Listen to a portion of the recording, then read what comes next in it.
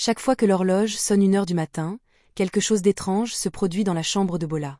Son mari, Solomon, se réveille toujours sur le sol froid, jamais sur le lit. Il pense que ce n'est qu'un mauvais rêve. Mais si ce n'était pas un rêve? Et si autre chose dormait avec sa femme chaque nuit? Ce n'est pas qu'une histoire. C'est une histoire vraie qui s'est passée ici même, à Lagos, un récit d'amour, de peur et d'un mari spirituel qui refusait de lâcher prise. La mère de Bula était stérile. Pendant 14 longues années, elle a prié, pleuré et tout essayé à sa portée. Elle est allée d'un hôpital à l'autre, des églises aux maisons d'herboristes. Pourtant, chaque examen, chaque effort se terminait de la même façon, vous n'avez rien. Elle s'appelait Madame Gold, une femme dont le rire s'était éteint au fil des ans. Son mari, Monsieur A, resta à ses côtés à travers tout cela, même quand les gens chuchotaient qu'il devrait prendre une autre épouse. Un après-midi étouffant, après une nouvelle visite infructueuse à l'hôpital, à Dublea, Madame Gold s'assit en silence dans un petit maquis au bord de la route.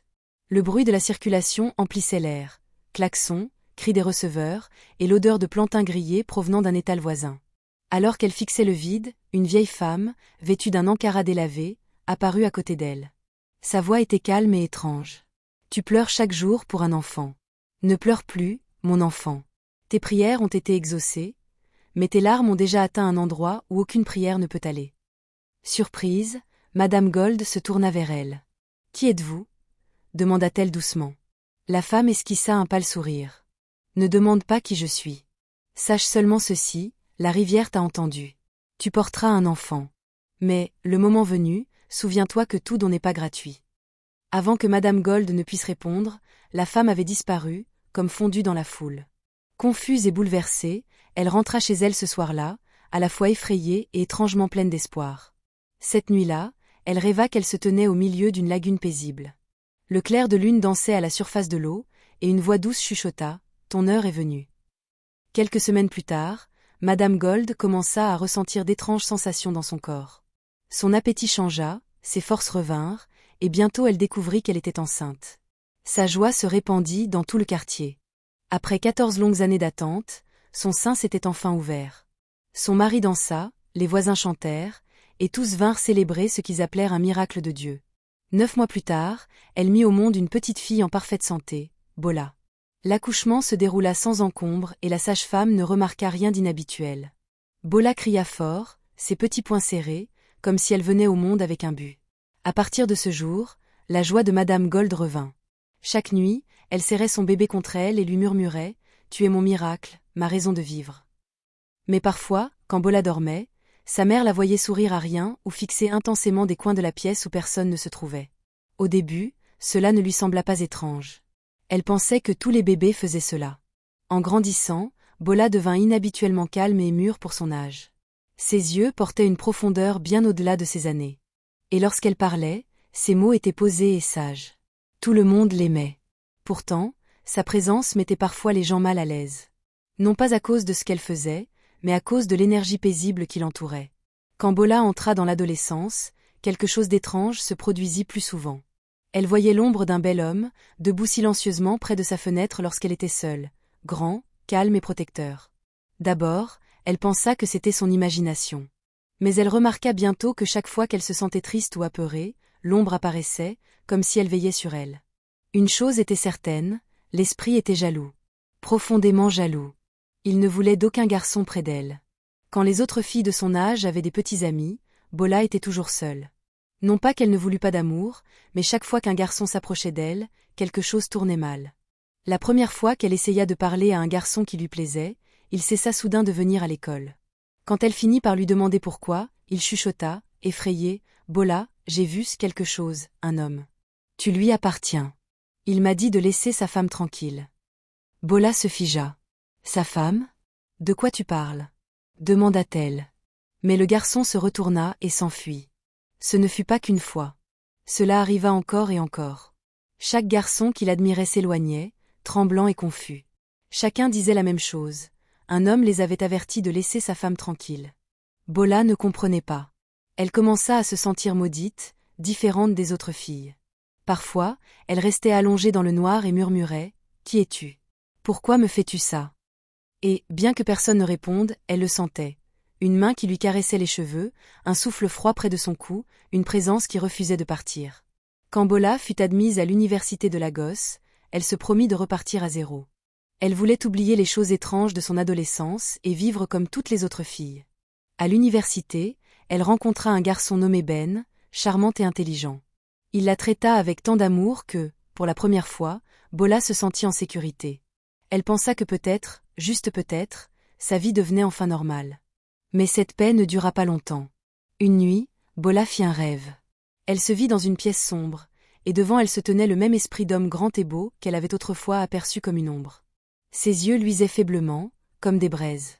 Il dit d'une voix douce. « Bola, celui que tu aimes te trahit. Il est avec ton ami. » Elle se réveilla en sueur, le cœur battant. Elle essaya d'ignorer cela. Elle ne voulait pas y croire. Mais quelques jours plus tard, son monde s'écroula. Elle surprit Ben en train de tenir la main de sa plus proche amie derrière le bâtiment de la faculté. Exactement comme l'esprit l'avait annoncé. Ses jambes se dérobèrent. Elle courut jusqu'à son foyer, ferma la porte à clé et pleura jusqu'à tremper son oreiller de larmes. Cette nuit-là, brisée de chagrin, elle sentit une étrange consolation. Une main invisible qui essuyait doucement ses larmes et un murmure à son oreille. « Ne t'ai-je pas prévenue, ma femme ?» L'air devint froid et la lumière vacilla. Bola se figea, comprenant que ce n'était pas qu'un rêve. Il était réel. Après cette rupture avec Ben, Bola tenta de se concentrer uniquement sur ses études. Elle évita les relations et passa la plupart de son temps à la bibliothèque ou dans sa chambre. Elle pensait que rester à l'écart lui apporterait la paix, mais le destin en avait décidé autrement. L'un de ses enseignants, un homme marié connu pour harceler les étudiantes, commença à s'intéresser à elle. Au début, Bola essaya de rester respectueuse et distante, mais l'homme devint insistant. Il se mit à l'appeler après les cours, lui demandant de passer en privé à son bureau.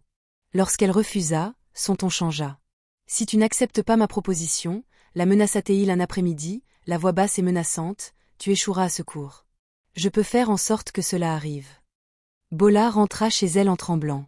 Elle pleura et pria pour obtenir de l'aide, sans savoir que quelque chose, ou quelqu'un, l'avait déjà entendue. Cette nuit-là, tandis que l'enseignant dormait paisiblement dans sa chambre climatisée, un vent violent se leva. Les fenêtres claquèrent, la lumière vacilla, et soudain une silhouette sombre apparut au pied de son lit. C'était le mari spirituel, grand, large d'épaules et irradiant faiblement de fureur. Sa voix résonna comme le tonnerre. « La prochaine fois que tu menaceras ma femme, ta vie pourrait en payer le prix. » Le professeur halta, pétrifié de peur. Il essaya de crier, mais aucun son ne sortit. Les yeux de feu de l'esprit transpercèrent son âme, et la pièce se referma violemment avant que tout ne redevienne silencieux. Au matin, l'enseignant se réveilla trempé de sueur, tremblant de tout son corps. Il se précipita sur le campus, priant pour ne plus jamais croiser Bola. Mais lorsqu'il la vit en cours, il faillit s'évanouir. Ses mains tremblaient tellement que son stylo tomba au sol. Il ne pouvait même pas la regarder en face et ne fit que murmurer « Je suis désolé. Je suis tellement désolé. » À partir de ce jour, il l'évita complètement. Il changea même sa manière de corriger ses copies, lui attribuant de bonnes notes sans poser une seule question. Quelques mois plus tard, quelque chose d'effrayant se produisit. Bola rentrait des cours du soir lorsqu'une camionnette noire s'arrêta à sa hauteur. Avant qu'elle ne puisse crier, deux hommes bondirent, l'agrippèrent et la jetèrent à l'intérieur. Ils lui lièrent les mains et lui couvrirent les yeux. Le cœur de Bola battait à tout rompre tandis qu'elle priait en silence pour être secourue. Les hommes ne dirent rien, se contentant de rouler loin, sur une route déserte à l'extérieur de Lagos. Dans la camionnette, l'air devint soudain lourd. Un étrange silence envahit le véhicule. L'un des ravisseurs se plaignit que le moteur surchauffait, alors même que la nuit était froide. Puis, sans prévenir, une forte détonation secoua la fourgonnette. Le conducteur jura avoir vu quelqu'un debout au milieu de la route, grand, sombre et rayonnant d'une faible lueur. Mais lorsqu'ils regardèrent de nouveau, il n'y avait plus personne. La peur commença à se répandre parmi eux. Le plus jeune des kidnappeurs cria « Lâchons-la. Je n'aime pas cette fille. Quelque chose la suit. » Mais les autres l'ignorèrent. Alors qu'ils se disputaient, le vent se mit à souffler violemment à l'intérieur de la camionnette pourtant fermée. Les cordes autour des poignets de Bola se desserrèrent d'elles-mêmes. Puis ce fut la cohue. L'un des ravisseurs se retourna soudain contre l'autre, hurlant qu'il avait entendu sa voix dans sa tête le traiter d'imbécile. En quelques secondes, ils se mirent tous à se battre comme des fous. Les coups pleuvaient, le sang gicla, et Bola rampa hors du véhicule, tremblante. De loin, elle se retourna et vit quelque chose d'épouvantable. L'homme-ombre, grand, debout près de la camionnette en flammes, les yeux rouges et luisants. Sa voix résonna dans son esprit. « Personne ne touche à ce qui m'appartient. » Quelques instants plus tard, la police arriva, alertée par un passant. Mais en arrivant sur les lieux, ils ne trouvèrent que les ravisseurs inconscients, étendus au sol. Bola était saine et sauve. Dès cette nuit-là, elle n'en douta plus. Le mari spirituel ne se contentait pas de veiller sur elle. Il vivait avec elle, la protégeait, mais contrôlait aussi sa vie d'une manière à laquelle elle ne pouvait échapper. Une nuit, Bola fit un rêve étrange, si réel qu'à son réveil elle se souvenait encore de l'odeur des fleurs. Dans le rêve, elle se tenait dans un magnifique jardin rempli de lys blancs. Une brise légère lui caressait les cheveux et des tambours doux résonnaient au loin. Des personnes vêtues de blanc étincelant l'entouraient, chantant doucement. Puis elle leva les yeux et le vit, le même esprit d'homme, grand et beau, qu'elle voyait depuis son adolescence. Il souriait, vêtu comme un marié dans une robe blanche éclatante. Sans peur ni hésitation, Bola se retrouva à marcher vers lui. Les gens en blanc applaudirent lorsqu'il tendit la main et dit « Enfin, ma femme !» Une bague dorée apparut dans sa main, rayonnant de lumière. Il la glissa délicatement à son doigt et le sol vibra légèrement sous leurs pieds. « À partir de ce jour, dit-il, tu es mienne, corps et esprit. » Avant que Bola ne puisse parler, il se pencha, embrassa son front et murmura « Tu ne marcheras jamais seule. »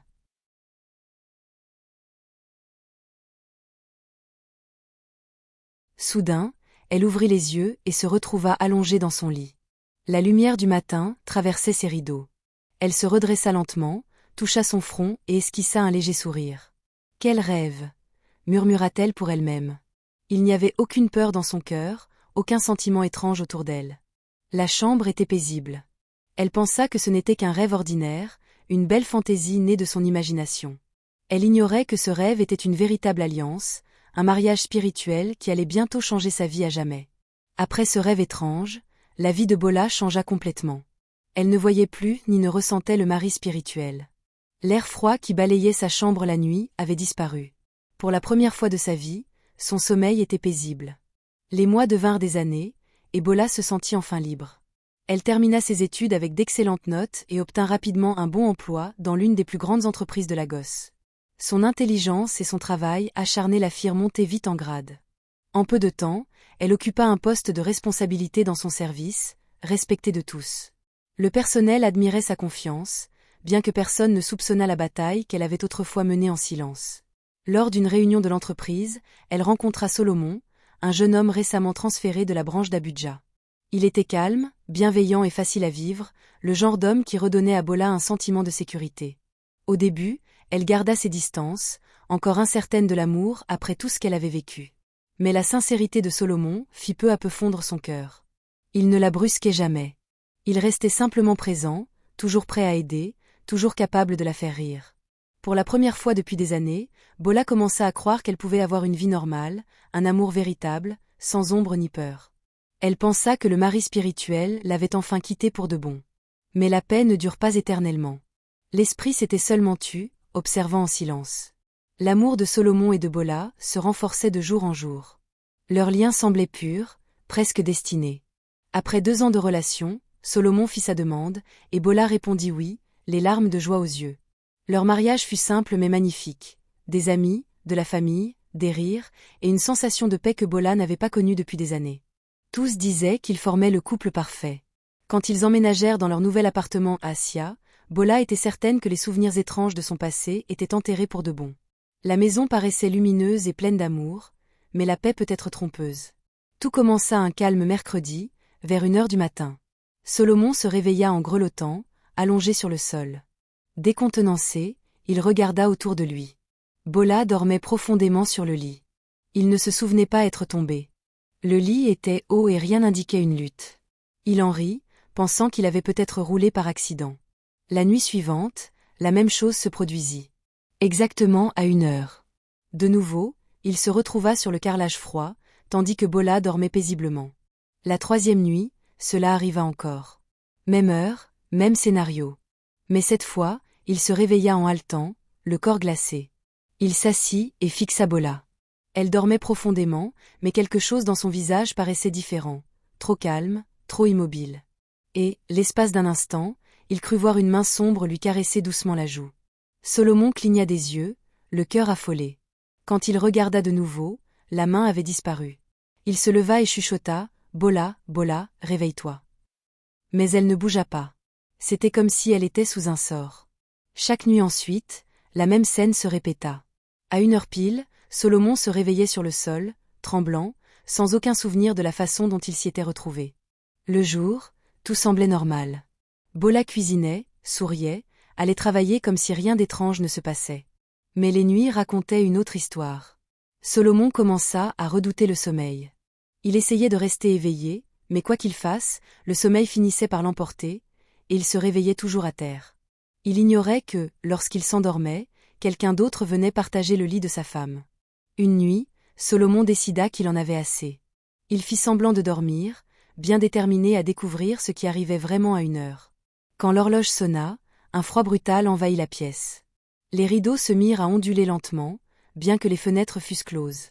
L'ampoule clignota 1 fois, 2 fois, puis s'assombrit. Solomon resta immobile, retenant presque sa respiration. C'est alors qu'il entendit un faible chuchotement près du lit de Bola, une voix d'homme, grave et basse, prononçant son nom avec douceur. Bola remua, sa respiration changea, comme piégé dans un rêve. Solomon tenta de bouger, mais ne le put pas. Une force invisible le clouait, gelant chaque muscle de son corps. Il voyait le drap se déplacer comme si une silhouette invisible s'était allongée près de sa femme. L'air s'épaissit, alourdi d'une énergie étrange. Le visage de Bola était paisible, comme perdu entre rêve et réalité. Le cœur de Solomon s'emballa. Il voulut crier, l'appeler, mais aucun son ne franchit ses lèvres. Il ne pouvait qu'observer, figé, tandis qu'une ombre glissait sur le mur, grande, faiblement luminescente. Puis, aussi soudainement que cela avait commencé, tout s'arrêta. Le froid se dissipa, la lumière redevint vive, et Solomon retrouva l'usage de ses membres. Il se précipita au chevet de Bola et la secoua pour la réveiller. Elle ouvrit les yeux lentement, confuse. « Que s'est-il passé » demanda-t-elle d'une voix ensommeillée. Solomon ne put répondre. Ses lèvres tremblaient lorsqu'il murmura « Il y a quelque chose dans cette chambre. » Mais Bola regarda autour d'elle et ne vit rien, seulement le silence et la paix. Elle sourit faiblement et lui dit qu'il avait dû rêver. Au fond de lui, pourtant, Solomon savait que ce qu'il avait vu était réel, et que ce qui avait réclamé sa femme dans le monde spirituel n'était pas prêt à la laisser partir. Le lendemain matin, Solomon n'y tint plus. Assis au bord du lit, il fixait Bola tandis qu'elle s'habillait pour aller travailler. Ses mains tremblaient, ses yeux rougis par une nuit sans sommeil. « Bola, dit-il doucement, je ne peux plus faire semblant, il se passe quelque chose dans cette maison. » Elle se retourna, perplexe. « Qu'est-ce que tu veux dire ?» La voix de Solomon vacilla, « Tu me trompes, lança-t-il. » Bola se figea, ses mots la giflant comme un choc. « Quoi, Solomon ? Comment peux-tu dire ça ? » « Je vois des choses, Bola, » cria-t-il en se levant. « Chaque nuit à 1 heure, il se passe quelque chose dans cette chambre. J'entends une voix d'homme près de toi. Le lit bouge, l'air change, et moi, je ne peux pas bouger. Je ne peux pas parler, mais je vois. Ne me dis pas que je suis fou. » Bola recula, les larmes aux yeux. « Solomon, je te jure, je ne sais pas de quoi tu parles. Je ne vois personne. Je n'entends rien. » Il fit les 100 pas, se tenant la tête. « Alors explique pourquoi je me réveille par terre toutes les nuits. Explique l'ombre sur le mur. Bola, il y a un problème, avec toi, ou avec nous. » Bola s'assit sur le lit, tremblante. Au fond d'elle, elle voulait tout nier, mais une part d'elle se souvenait de ce rêve étrange, des années plus tôt. Le mariage dans le jardin, l'homme en blanc qui l'appelait sa femme. Cela pouvait-il être lié ? Elle ne voulait pas y croire. « S'il te plaît, Solomon, chuchota-t-elle, prions. C'est peut-être juste une attaque. » Solomon acquiesça lentement. Mais, dans son cœur, la peur avait déjà pris racine. Il ne savait pas s'il luttait contre un rêve ou contre un esprit qui avait réclamé sa femme bien avant leur rencontre. Les jours devinrent des semaines, et la tension à la maison s'alourdit. Solomon parlait à peine, et Bola passait plus de temps seul à prier et jeûnait pour retrouver la paix. Ils étaient mariés depuis 2 ans et n'avaient toujours pas d'enfant. Une nuit, Bola fit un rêve si réel que son cœur battait à tout rompre à son réveil. Dans ce rêve, elle était enceinte de plusieurs mois. Son ventre était plein, et des gens autour d'elle chantaient et dansaient, célébrant sa maternité. Elle se voyait rayonnante, vêtue de blanc, tenant un bébé enveloppé d'un tissu doré. À ses côtés se tenait un homme grand, souriant fièrement, l'appelant sa femme. L'homme se pencha tout près et murmura, « Tu mettras bientôt au monde mon enfant. » Quand Bola ouvrit les yeux le lendemain matin, elle transpirait et haletait. Elle porta la main à son ventre, il était plat. Mais le rêve avait paru si réel que des larmes lui montèrent aux yeux. Elle se tourna vers Solomon, qui dormait encore, et chuchota, « Dieu, fais que ce rêve se réalise. Je veux porter l'enfant de mon mari. » Ce que Bola ne comprenait pas, c'est que ce rêve n'était pas une bénédiction. C'était un signe. Dans le monde spirituel, une alliance avait déjà été scellée. Le mari spirituel avait planté quelque chose, non pas dans le corps, mais au plus profond de son destin. Dès cette nuit, Bola commença à sentir d'étranges mouvements dans son ventre à des heures improbables, comme si quelque chose de vivant s'y trouvait. Pourtant, tous les examens médicaux affirmaient qu'elle n'était pas enceinte. Solomon remarqua son malaise constant et sa confusion. « Bola, dit-il un soir, je pense qu'il faut aller voir un pasteur. »« Ce n'est plus normal, dit-il. » Bola acquiesça. Et cette décision de chercher de l'aide allait dévoiler des secrets plus sombres que tout ce qu'ils avaient imaginé. Au fil des jours, les rêves de Bola devinrent plus fréquents et plus confus. Certaines nuits, elle se voyait entourée d'enfants, riant, jouant, l'appelant maman. Elle les portait, les embrassait, et sentait une joie bouillonner dans sa poitrine. Mais à 1 heure du matin, cette joie se changeait toujours en peur. L'air de sa chambre devenait glacé, et la même présence invisible apparaissait, forte, possessive, irrésistible. Elle sentait le mari spirituel la toucher, lui murmurer doucement à l'oreille, « Tu es à moi, Bola. Tu m'appartiens. » Même lorsqu'elle essayait de prier, ses lèvres se figeaient. Son corps ne répondait plus à sa volonté. Et, bien que son âme criât à l'aide, quelque chose en elle semblait prendre plaisir à ce qui se passait. Solomon se réveillait à ses côtés, terrifié. Il ne voyait pas qui était avec elle, mais il voyait son visage, ses expressions de plaisir, ses soupirs, son corps qui bougeait comme si quelqu'un d'invisible la tenait serrée contre lui.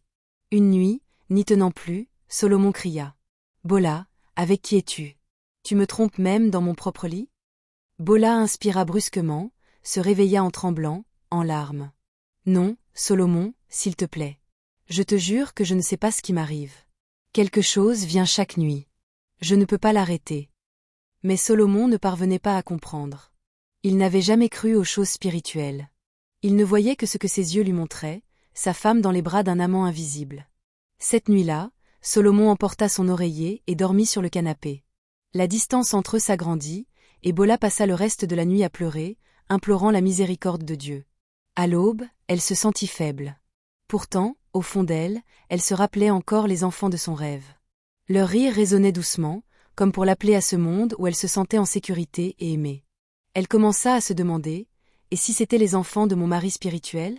Ou bien Dieu essaie-t-il de me montrer quelque chose? Mais avant qu'elle ne trouve une réponse, quelque chose d'étrange se produisit à nouveau. Une nuit, elle se réveilla et vit des empreintes mouillées sur le sol, menant de la porte jusqu'à son lit. Le lendemain matin, Bola alla travailler en tentant de cacher ses cernes. Ses collègues la saluèrent chaleureusement, mais une nouvelle venue au bureau la fixa un peu trop longtemps, avec des yeux calmes, profonds, presque clairvoyants. Après cette terrifiante expérience de 1 heure du matin, Bola essaya de s'ensevelir sous le travail. Elle se sentait fragile, fatiguée, et avait peur de confier toute la vérité à qui que ce soit. Ses collègues remarquèrent le changement, certains avec pitié, d'autres avec curiosité. Une semaine plus tard, l'entreprise recruta une nouvelle employée dans son service. Tosen, une femme fine d'esprit, ambitieuse, au sourire trop éclatant, qui regardait Bola avec des yeux où l'envie ne se cachait pas. Tosen arriva avec des chaussures coûteuses et un CV impeccablement poli.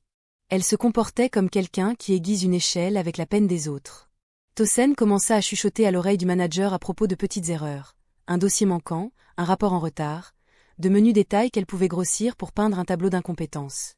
Elle restait prudente. Rien d'ouvertement criminel, seulement un schéma qu'elle pourrait présenter comme la preuve que Bola n'était plus faite pour un poste de premier plan.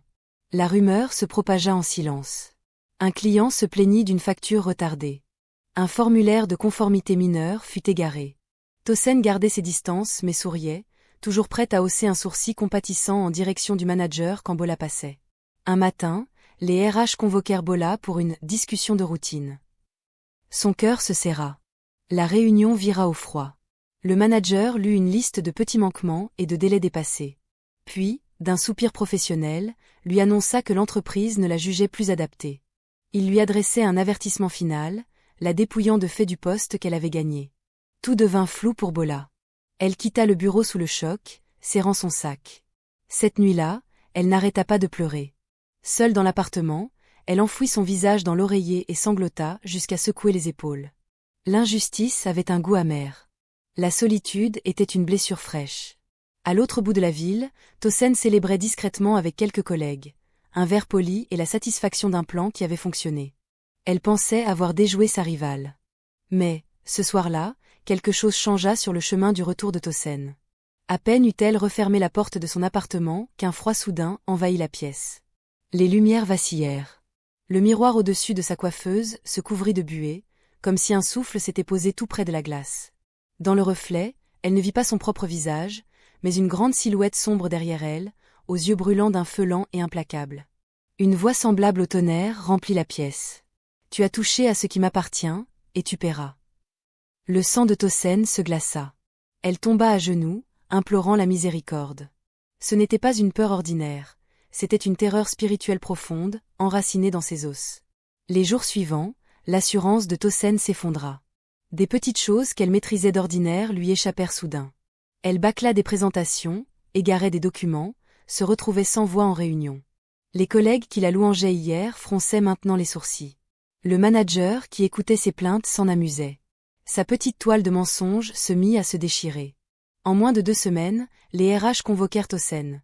Mais cette fois, c'était elle qu'on accusait. Faute professionnelle, falsification de rapports, manipulation de retour, création d'un climat hostile. Les preuves qu'elle avait fabriquées contre Bola pointaient désormais vers elle. L'entreprise n'eut d'autre choix que de la licencier. Tosen quitta le bâtiment ce jour-là, le sac sur l'épaule, la panique et l'humiliation peintes sur le visage. Elle n'avait aucune explication sensée à offrir à ceux qui la voyaient partir. Seulement le souvenir d'une ombre dans un miroir et d'une voix qui avait promis la rétribution. La rumeur courut au bureau qu'elle avait été renvoyée.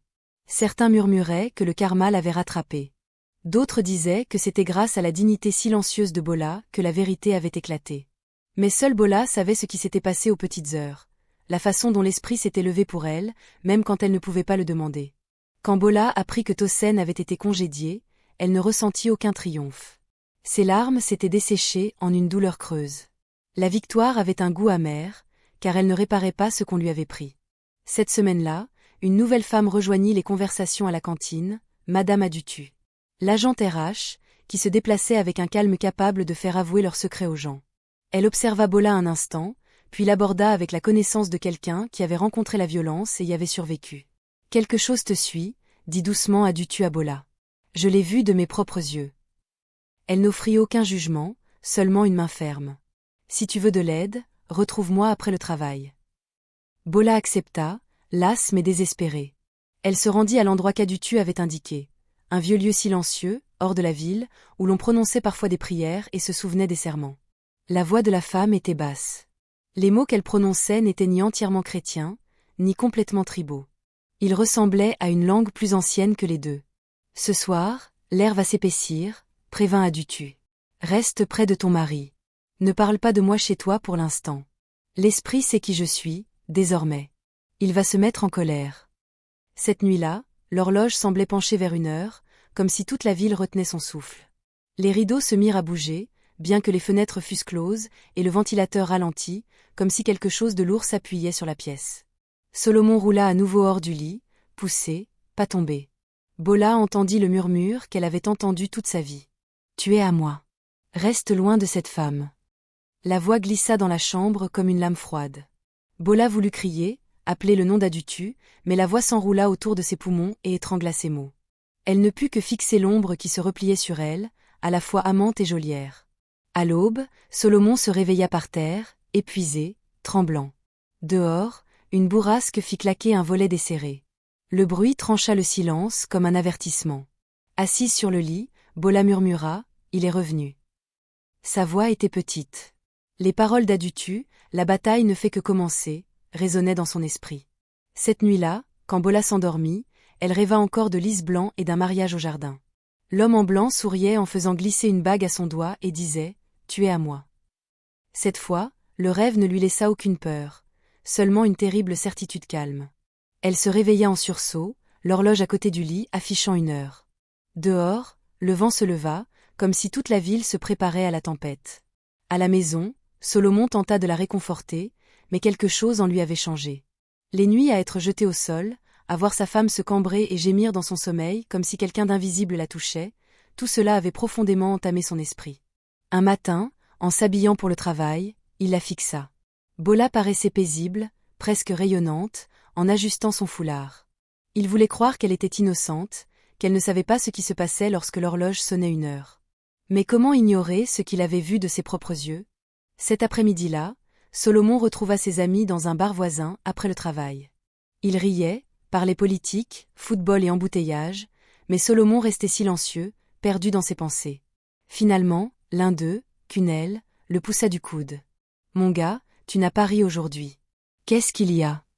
Solomon soupira profondément. « Vous ne me croirez pas si je parle. »« Et c'est toujours, » dit Cunel en sirotant sa bière. « À Lagos, on voit de tout. » Solomon hésita, puis dit. « Chaque nuit, exactement à 1 heure, je me retrouve par terre. Je me retrouve par terre, et ma femme, sur le lit, elle bouge comme si quelqu'un était avec elle. » Sa voix se brisa légèrement. « Mais il n'y a personne. Je ne vois rien. » Un instant, la table se tut.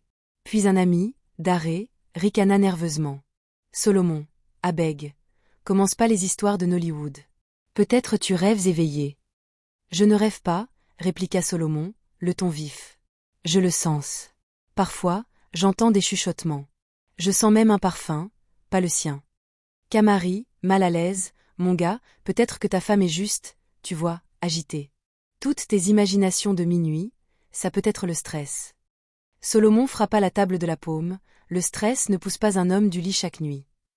Sa voix tremblait, non de colère, mais de peur. Les amis échangèrent des regards gênés. Personne ne savait quoi dire. Finalement, Cunel lui tapota l'épaule. « Tu as besoin de prière, mon gars. Peut-être une petite délivrance. » Solomon força un sourire. « Si je vous dis que ce n'est pas un fantôme, mais quelque chose qu'il aime, vous me prendrez pour un fou. » Cette nuit-là, il resta éveillé jusqu'à 1 heure, déterminé à voir par lui-même. Mais au moment où l'horloge tinta, un sommeil profond s'abattit sur lui comme une lourde couverture. Lorsqu'il se réveilla, il était, comme toujours, sur le sol froid. Il leva les yeux vers Bola, qui dormait profondément, les lèvres relevées en un petit sourire rêveur. Un léger parfum de brise marine flottait dans l'air, et Solomon murmura pour lui-même. « Qui es-tu, et que fais-tu avec ma femme ?» Il ignorait qu'à l'extérieur de leur fenêtre, une grande ombre se découpait dans le clair de lune, le regard posé sur lui, possessif, sans ciller. Cette nuit-là, Solomon s'assit seul dans le salon, fixant l'horloge qui avançait vers 1 heure. Ses mains tremblaient tandis qu'il murmurait. « Comment se fait-il que ce soit moi qui ai payé la dot de Bola, et qu'un autre homme la goûte chaque nuit, juste à côté de moi ?» Son cœur se brisait, son esprit se déchirait entre l'amour et la peur. Il ne savait pas s'il devait la confronter ou fuir. Et lorsque l'horloge murale sonna 1 heure, la même brise douce traversa encore leur chambre. Les yeux de Solomon s'écarquillèrent. Il entendit Bola gémir doucement de plaisir dans son sommeil. Il se tourna lentement vers le lit. Il n'y avait personne d'autre, et pourtant le matelas s'enfonçait près d'elle. Des larmes lui montèrent aux yeux. « Qui es-tu » chuchota-t-il dans l'obscurité. Mais seule la transparence d'un silence épais, lourd, vivant lui répondit. « Ceci n'est pas qu'une histoire. C'est un fait réel qui s'est produit à Lagos, au Nigeria. Croyez-vous que les maris spirituels existent vraiment? Si vous étiez à la place de Solomon, voyant votre femme touchée chaque nuit par quelque chose d'invisible, que feriez-vous? Donnez votre avis en commentaire et tapez « Partie 2 ». Si vous voulez découvrir la suite, quand Madame Adutu et Solomon se décident enfin à affronter le mari spirituel qui a revendiqué Bola comme sienne.